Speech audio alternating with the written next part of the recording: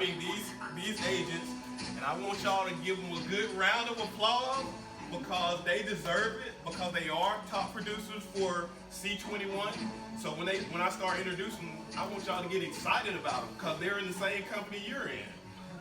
Y'all excited about that? Woo! All right. Hey, all right. Let's get a little clapping going. All right. So the first agent that I have coming sitting on my panel today, he's a bright young man. I met him in Vegas.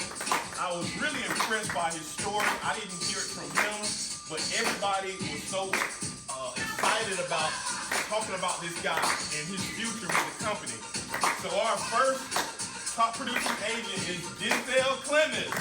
Hey!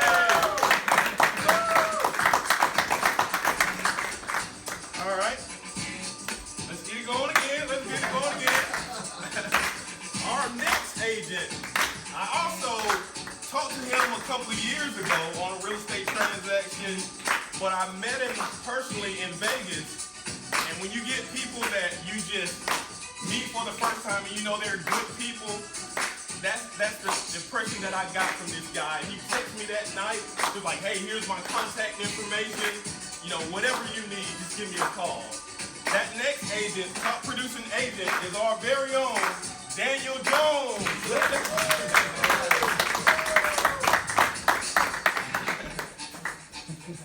All right. And our last top producer, she has been a great person for me. I've known her for the past 15 years, and she used to work for my real estate company for a couple of years, and unfortunately we lost her to Century 21, but I am reunited with her again, no other than Miss Jackie Leonard.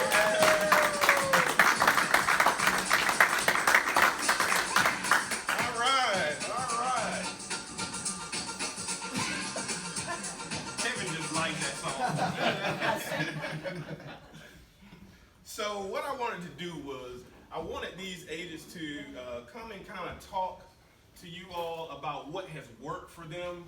They have been doing an awesome job for the company, and I wanted to get a variety of top producers. So I want them to tell you how long they've been in the business. You can feel free to ask them some questions as well. But I'm just going to start here with each of y'all telling everybody how long y'all have been in the business. Start with you, Denzel. Well, I've been in the business for a year and 6 months, but this is my first full fiscal year in the business, so my rookie year. Okay. So you're on track for Rookie of the Year, is that correct? Yes, sir. Absolutely.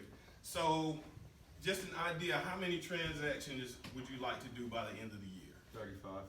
35 transactions, okay, all right, good.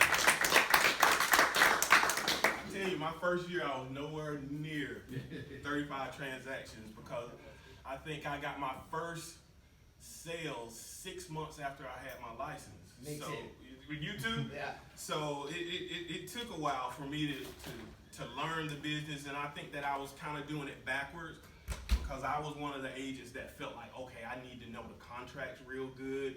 So when I get somebody out, know what I'm talking about, and it won't seem like I'm just a newbie and not know what I'm doing. But what I quickly figured out is I knew the contracts, I went through all the addendums and all of that stuff, and I felt that I was like on top of my game, but guess what? I didn't have anybody to work with. So it doesn't do any good to know all of the contracts and know the ins and outs, and you have nobody to use it on.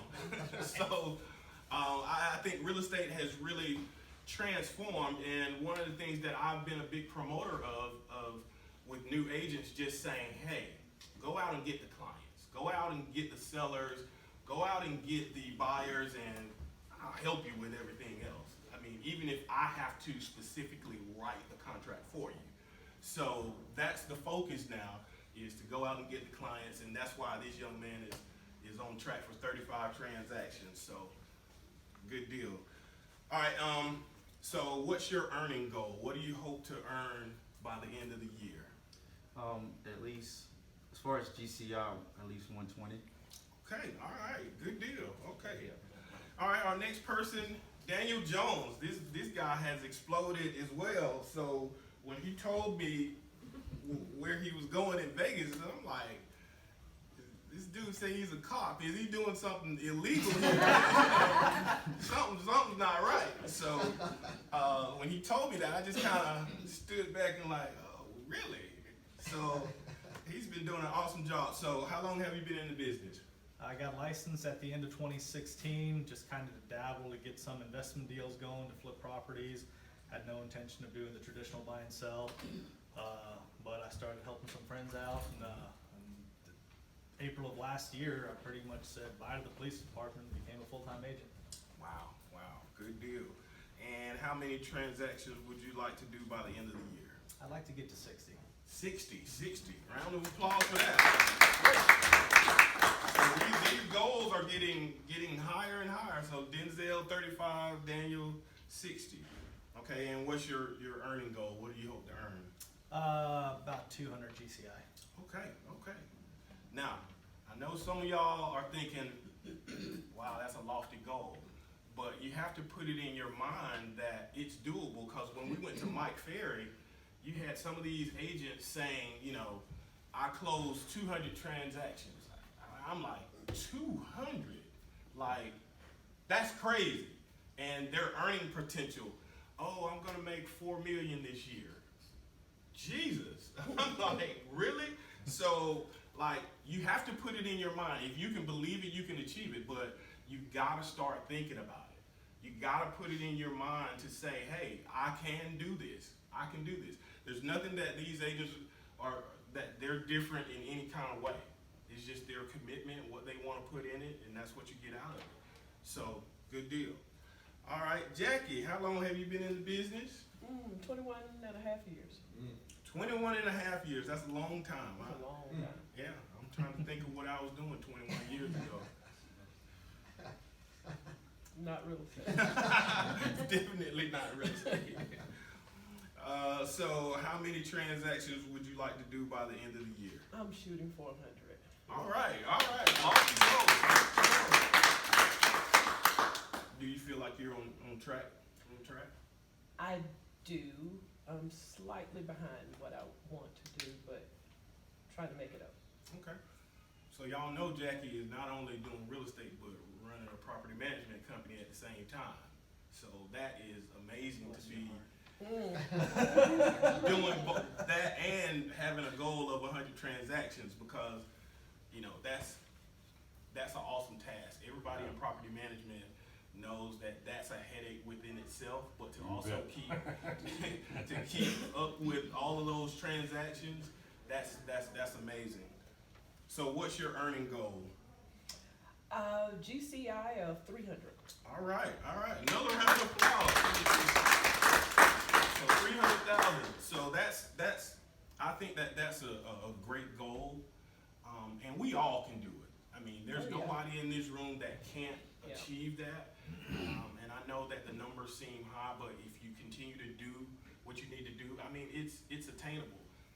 Working with newer agent Danielle Sully Montgomery, she's been with us, y'all, for probably coming up on 30 days. Coming right up on 30 days, and she's got her first deal under contract, and Joe has helped her with that. So if y'all see Danielle, please congratulate her and let her know that she's doing a good goal. So doing a good job, and she's also looking to try to get her first listing tomorrow.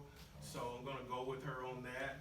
So to actually be within 30 days of having your real estate license and having one sale already and working on a listing, that's amazing. So we're doing a lot of great things here at Century 21. So don't forget to congratulate her if you see her. So, and my thing is, hey, put those to the side. Let's go with the next one. Go get somebody else.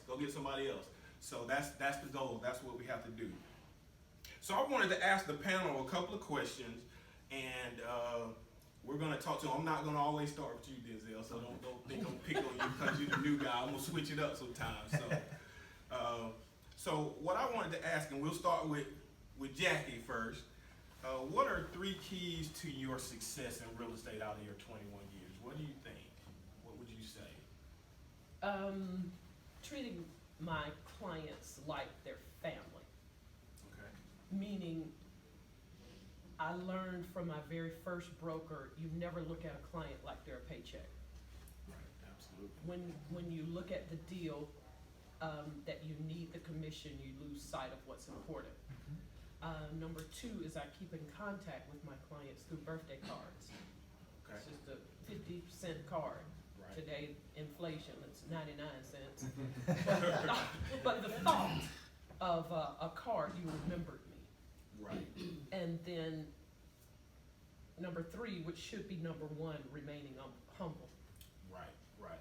And those are good things, because I think that we talked about one of the biggest challenges that agents have is not staying in contact with our clients. So that's a great thing. One of the tools that I had talked about was the Preferred Client Club, and I'm going to keep talking about these tools until y'all use them. But the Preferred Client Club is actually, you could pay less than $60, and the system will send this information out to your client, whether it's a buyer, seller, or even a prospect if you want to do that, for the next 7 years. I mean, it's $58, and they touch them 7 times a year. So if you go in 21 online, make sure that you're looking at it. You could send it for 2 years, 5 years, or 7 years. But that Preferred Client Club is a small price to pay if you've got a commission from a buyer or a seller. And you could, as they say on television, you can set it and forget it. Like, they're gonna stay in contact, and it's gonna send postcards, notes, a calendar at the end of the year. I mean, that's just something that we need to do to stay in touch with our clients. So that's a big thing. For me, I need to do a better job at that, because birthdays are all over the place. Sometimes I used to do anniversary date of when they purchased the house or sold the house. Then I would do birthdays, and it just started getting confusing. So that 21 online is a tool that I have used. And I'm not telling y'all to use it if I didn't use it. So I have paid for to use that. So it's gonna get out to my client, touch them 7 times a year. In the interim, if I just put in a phone call to them, at least they'll know that I'm making those touches. And I think I mentioned this before, is when there was actually a survey done where they came up with this fictitious realtor, and they farmed the neighborhood for 6 months, and then the guy came back and said, hey, if you were going to list or sell your house, who would you use? And they all said this fictitious person that he just used. So those touches can mean a lot. So make sure that you use that Preferred Client Club. So what are the 3 again? You said you send out birthday cards to keep in touch with them. You always remain humble. And I treat them like family. Treat them like family. Because really, and I always say, I'm not closing a deal, but I'm opening a relationship. And that's how you gotta look at it. There's not one client that I can't call, whether it was a bad deal or not, that I can't call and have a relationship with them. Because all deals may not go right. I mean, we've all had some deals that didn't go the way that we wanted them to go. But that doesn't mean that has to ruin the relationship. Because if you're a person of character and integrity, and you do what you're supposed to do, and you did your job effectively, I mean, there's no reason why you can't communicate with that person, or still have that person to send you a referral. One of the things that I did is, my wife got into an argument with my lawn guy, and he's been cutting my grass for 9 years, and $50 is all he charged. When I went from one house to the other, bigger backyard, he's still $50. And you don't have to pay him at the time of service. He just sends you an invoice. So I thought that was great. I'd pay him once a month. Every now and then he would put an extra $50 in there, and I'm looking at it like, okay, we were caught up. And he was like, well, my records say that, it's another $50, and I would just shoot him $50.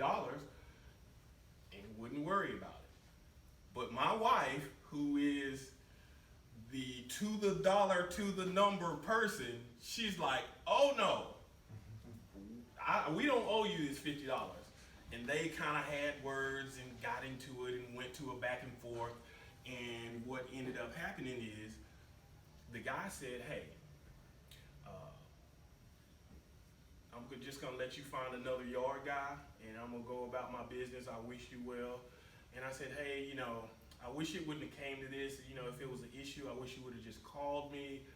I said, I think, you know, I'm gonna talk to my wife about it, but I think you both kind of got heated about it, and it shouldn't have gotten to that point. But I wish you well, and if there's anybody that I can refer to you, I definitely will. And for years, I've referred business to him. So even though that interaction with us or he and my wife didn't go well, I still feel that he's a great person, and I still refer business to him. So that's a great point. So Denzel, I know, and you didn't think I was gonna go into it. So what are 3 keys to your success? Just some practical things is we'll be calling for sale by owners, following up with the for sale by owners, just having a lead generation based schedule. Because essentially, if we don't have any leads in the pipeline, we're unemployed. Yep. So my mindset is to get a deal, and I found a lot of success via for sale by owners. Okay. So what do you think the percentage of your deals have come from for sale by owner? I was doing those numbers yesterday, but just a quick testimony, 3 for sale by owner calls when this last deal closes is gonna lead to 6 transactions, both Right. buying and selling.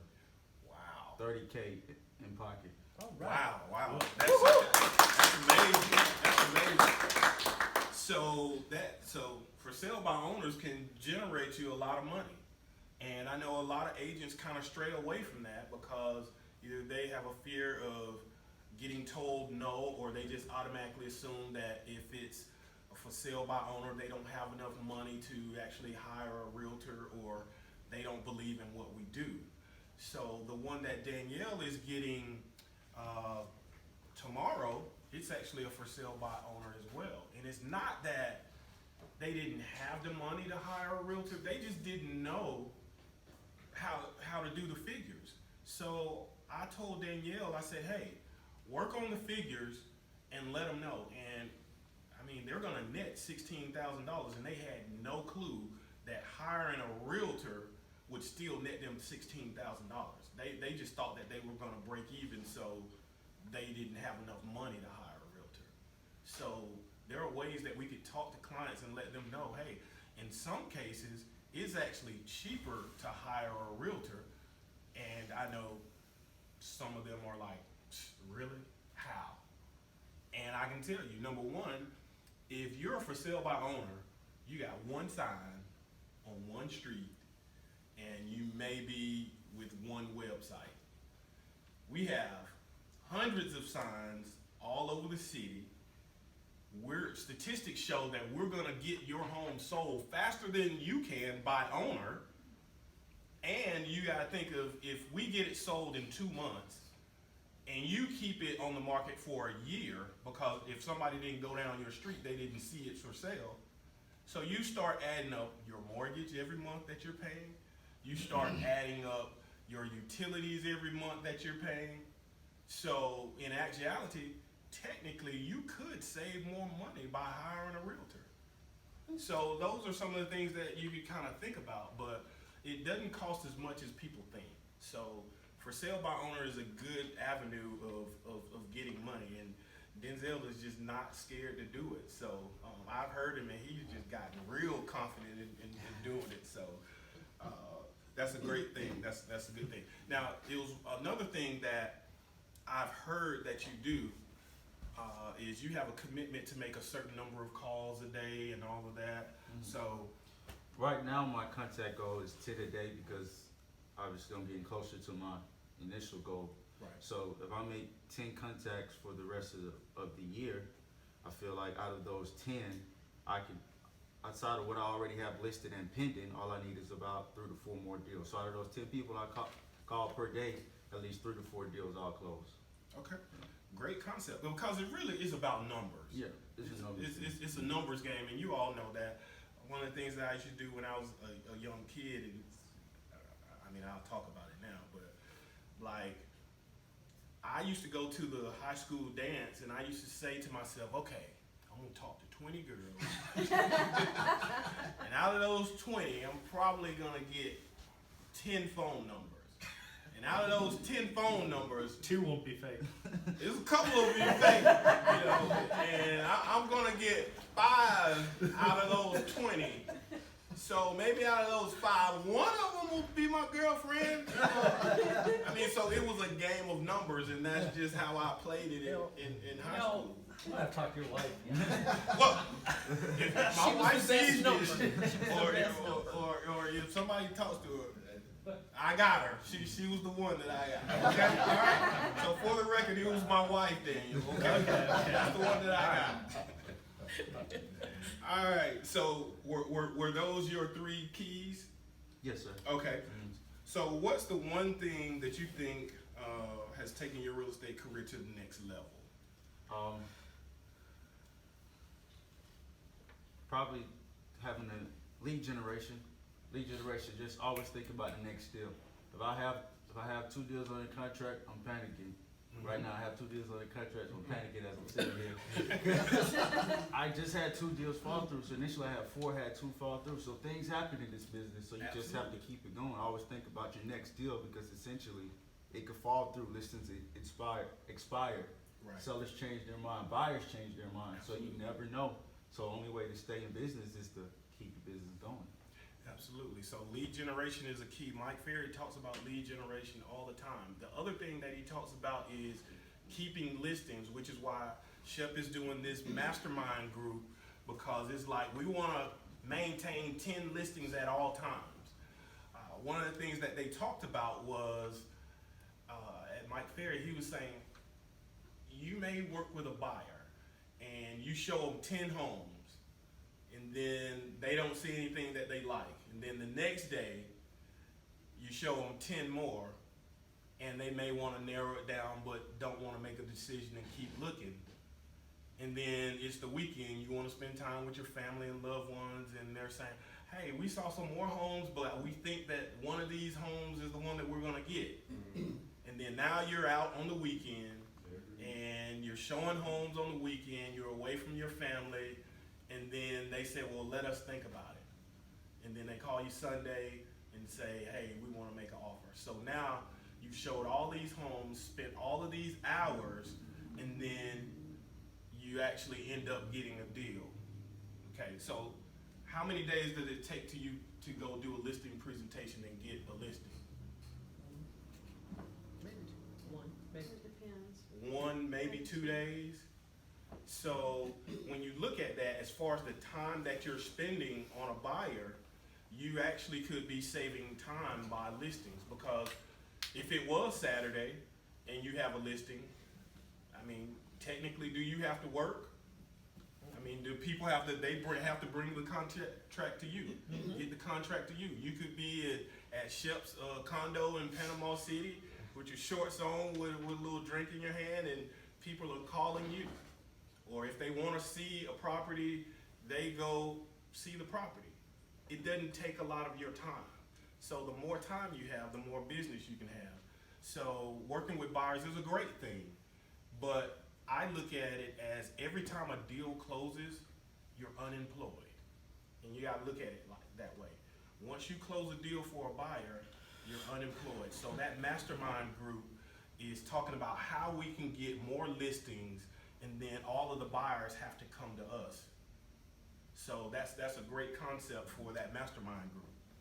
All right, so what's the one thing, Denzel, that you think that has kept you producing at a high level this year? Lead generation. Lead generation. Hey, this guy understands it. Lead generation, that's the key. So I don't blame him. Lead generation is the key.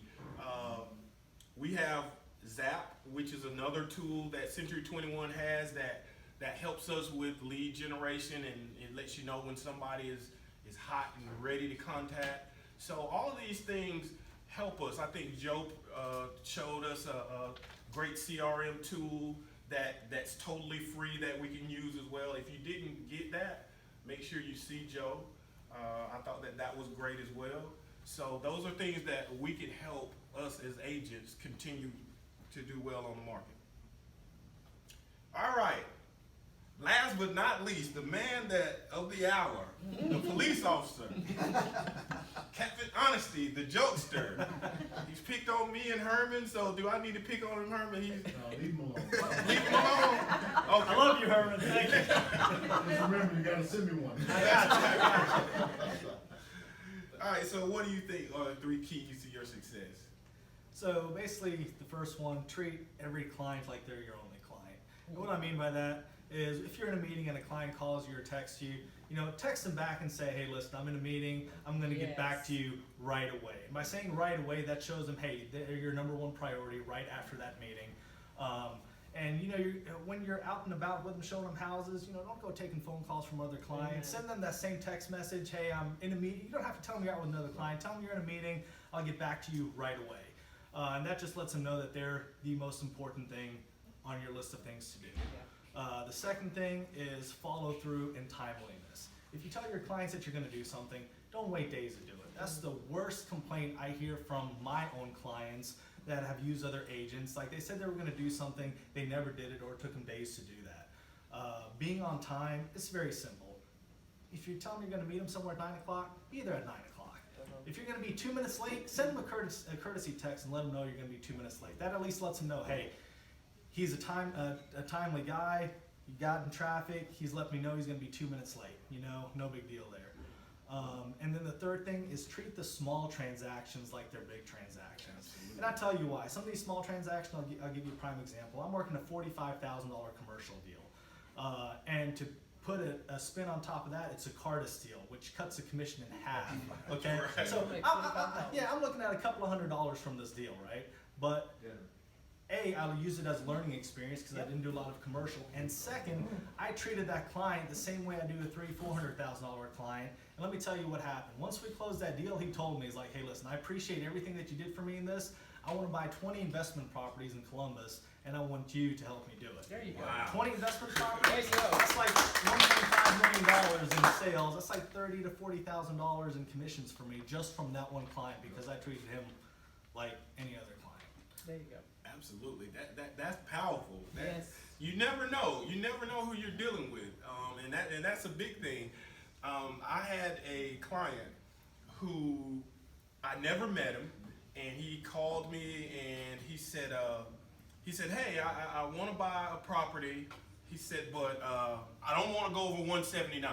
I don't want to go over 179. So I said, okay. I said we'll get together, and the day of our meeting, I'm sitting in the office and it's like 10 minutes gone by, 15 minutes gone by. So I'm like, okay, I'm just not gonna meet with this guy. So he calls me and he says, hey, I want to know if you can pick me up. So I'm like, I'm not a taxi service. I am not a taxi service. So I was like, pick you up? What do you mean? And he said, heading to you, I was involved in an accident, so, can you come and pick me up? And, we could still look at houses, but I need for you to come pick me up at, I think it was Frank's or something like that, Collision Center. So I kind of went back and forth, and I was like, you know what, this guy's been in an accident, I'm going to go ahead and pick him up. So I pick him up, and it's this little skinny black guy, and he has a wrinkled up t-shirt on. You know how where the neck of it is like it's all wrinkled and not in shape, and he has on these wrinkled up blue jeans with these tennis shoes, and it looked kind of like a nerd guy. So I'm like, this dude, okay. So I get him, and we start looking at houses, and as we were looking at houses, he was like, no, I can't, no, that's not it. My wife won't like this. And she wasn't there because her mother was sick and dealing with cancer, so she wasn't there. So he's picking out a house for his wife that's not there, and he no longer has transportation.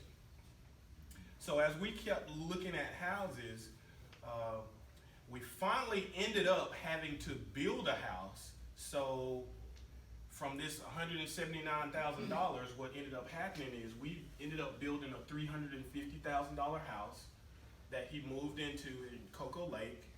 And then he was like, hey, you did such a great job on this transaction. He said, I want you to go take a look at my other house that I have in Thomaston to sell. So I said, okay, cool. So I go to Thomaston, Georgia. This guy has a 10,000 square foot house. When you ride up to it, it has his wife's initial on one side, his initial on the other side. It sits on 22 acres, has a movie theater at the bottom and all this stuff, and we list the house for $1.5 million. Nice. So this guy was an anesthesiologist. He wasn't in the military, he worked at Fort Benning, so he was contracted, which meant that he made a whole heck of a lot of money. And I actually ended up working with him for probably about 3 years. But after 6 months of living in that house that he had for $350,000, he said, hey, my wife came home and she doesn't like it. She says it's too small. So we need to go buy something else. So he ended up buying another house in Grey Rock, and then his brother-in-law came to town and he bought a house. So I had like 4 or 5 transactions with this one guy, and it all off of a $179,000 deal. But the key thing is, if I would have judged him just based upon the wrinkled shirt and the wrinkled blue jeans, I would have been screwed. Yeah. So you never know who you're dealing with. You Yep. never know. All right. So what's the one thing that you think has kept you producing at a high level this year? Setting lofty goals. I'm very goal oriented, and I'm a very competitive person. So when I set goals for myself, or I get into competitions like with Denzel over here, I like to win. And my goal this year was to hit Circle of Excellence. Like my first full year out, I want to be that agent that gets Circle of Excellence that first full year out. And I hit that goal by the middle of April. So I was like, well, dang it, now I have nothing to strive for anymore, so I need to set more goals. And I set loftier goals, and I continue to try to achieve those. And the way you do that is you put yourself out there. You shouldn't be afraid to do certain things in real estate. Like, we generally do the traditional buy and sell, but I've had some opportunities to do land sales and commercial sales. I had no idea what I was doing with those.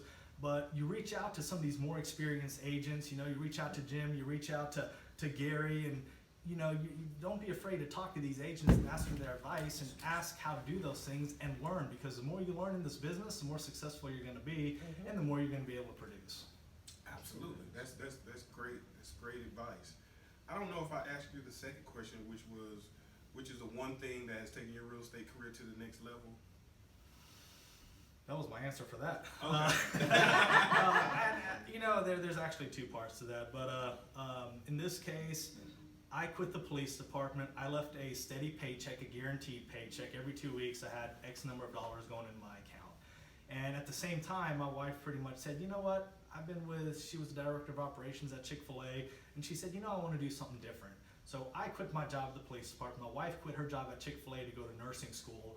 And at that point, it was pretty much a kick in the butt that said, hey, listen, you need to produce. If you don't produce, You're forced to now.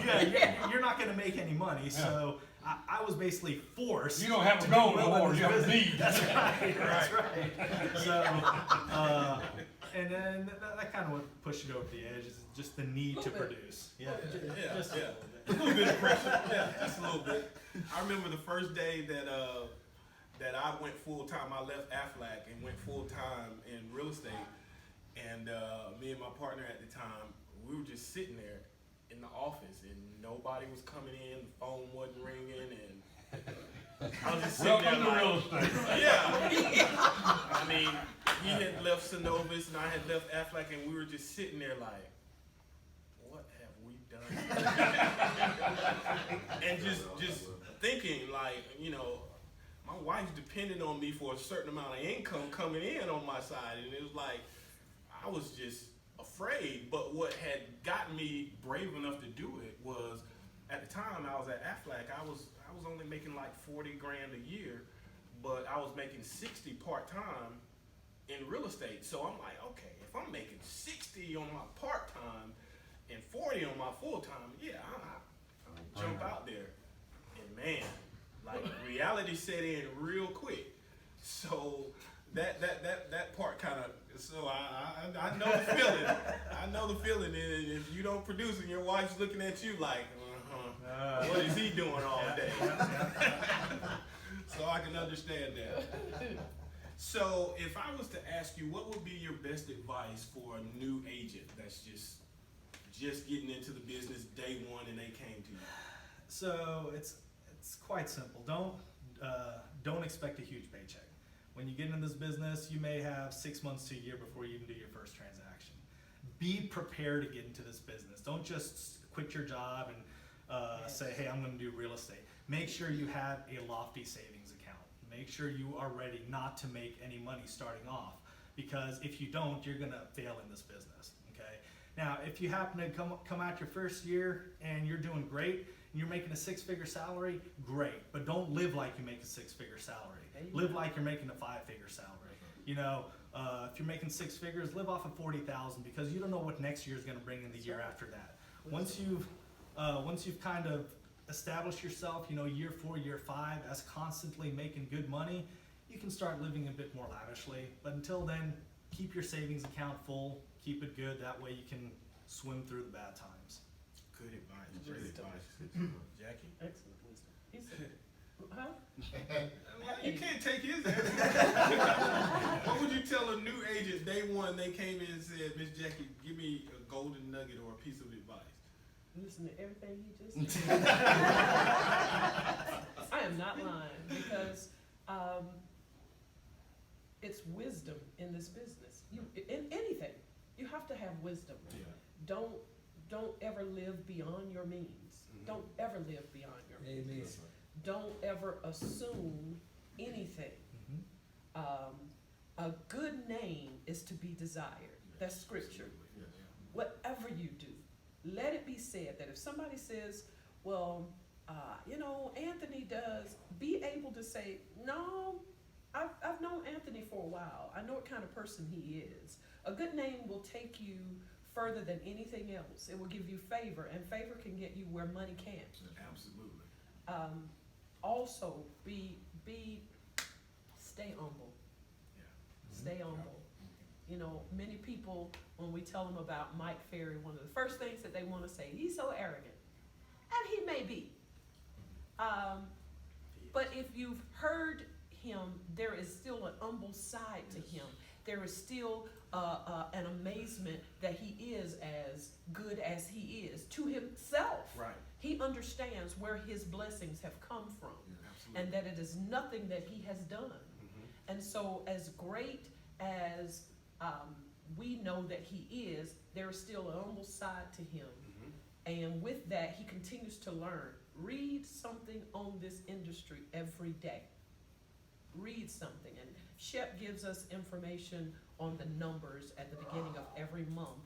And when I first started hearing that, even as a seasoned agent, it was like, I don't really need that information. Well, when you learn better, you're expected to do better. Absolutely.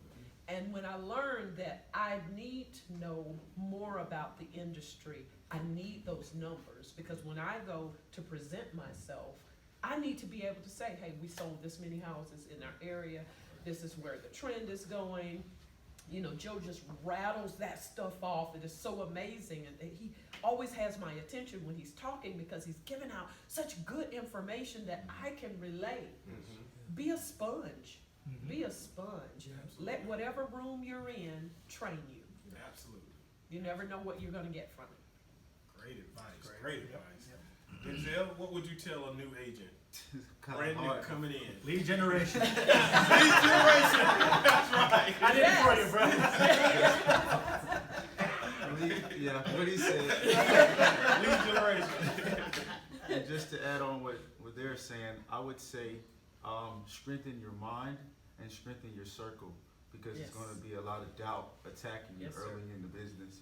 Shep told me last year to survive. You just survive these few months because it's going to get better. I came into the business with no money. I kind of just paid off my rent for 2 months. Well, 2 months went by, and no deals. Right. All right, Shep, well, what you got? So it was really tough, but like I said, I just kept strengthening my mind because I was dealing with a lot of doubt, and I'm still doing it till this day because I'm still a new agent. So I constantly have to feed my mind positivity. I constantly have to call people and ask them for advice. I just called Daniel Jones, and it's like, man, I'm having a bad week. I call Miss Jackie all the time, and I ask her for advice. So it's good to have people that you can lean on in tough situations, even when things are going well, especially in this business, because you never know what next month, what can happen next month. So strengthen your mind each and every day to know that doubt is coming, but I'm mentally prepared for whatever comes my way. And if you're not prepared, the people in your circle are going to help you get through it. Amen. Good information. Good information. All right, I got one last thing. I just want to play a video and then we're out of here. Just something to think about. You cannot achieve success without failure.